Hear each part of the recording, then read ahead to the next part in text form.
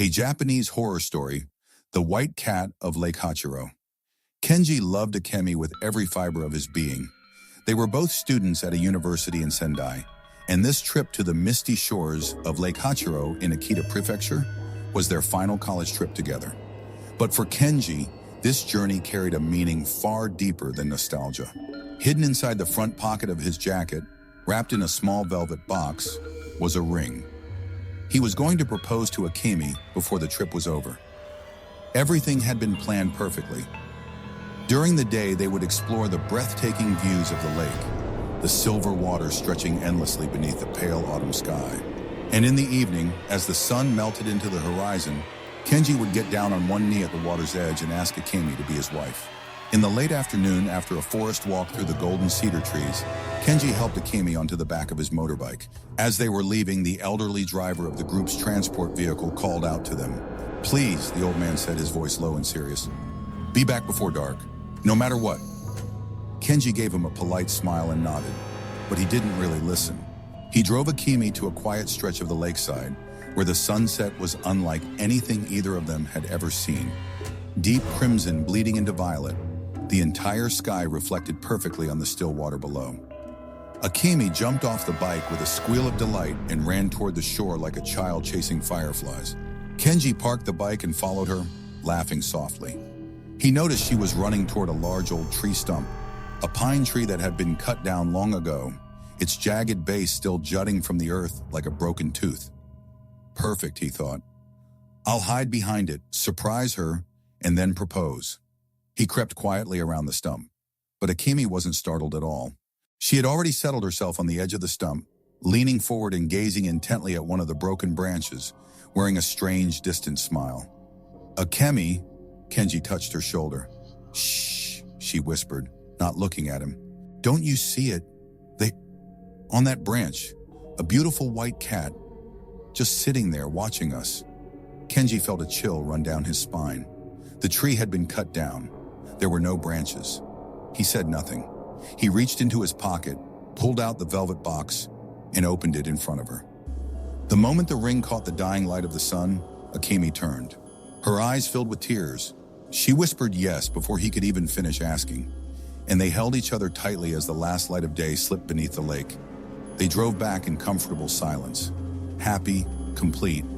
But when they arrived at the ryokan, the manager, a stern, weathered woman, looked at them both with an expression Kenji couldn't quite read.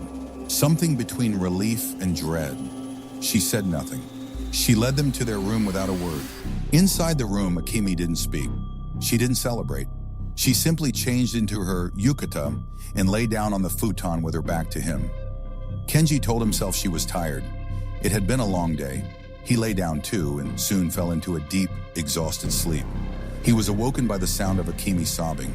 Not the quiet kind, the raw, breathless kind, the kind that comes from somewhere deep and animal.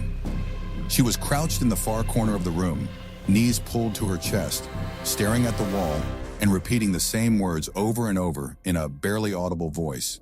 "The ghost of the pine tree is going to kill me. The ghost of the pine tree is going to kill me." Kenji crossed the room in 2 steps and grabbed her by the shoulders.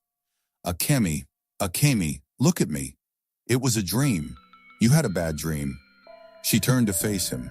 Her eyes were wild red, streaming with tears. "It wasn't a dream," she whispered. "The white cat came back, in my sleep. But it wasn't beautiful anymore. It was wrong. Its eyes were black, and its mouth was too wide, and it jumped at my hand." She held up her right hand. Kenji's breath stopped. 3 deep claw marks ran across her palm, red and raw and real. Before he could speak, the temperature in the room dropped sharply. Kenji felt something wrap around his throat. Not hands, not any physical thing he could see or grab, but a pressure, cold and deliberate and absolute. And then he saw her. In the corner of the room where Akemi had been crouching moments before, stood a figure. A woman, or what had once been a woman. Her kimono was black and rotting. Her arms hung at her sides, the flesh of her hands decomposed, the bones of her fingers visible beneath the gray shredded skin. Her eyes were 2 hollow voids, darker than the darkness around her. She looked directly at Kenji and tilted her head slowly. Akemi screamed. Kenji tried to reach for her, but the invisible grip on his throat tightened. He couldn't breathe. He couldn't move. He could only watch as Akemi crumpled to the floor, blood running from the corner of her mouth. Her eyes, those warm, bright eyes that had sparkled with tears of happiness just an hour ago, were turning black, like ink spreading through water. The ryokan manager burst through the door with 2 staff members, drawn by the screaming. The ghost vanished, but Akemi was still on the floor, her voice no longer her own.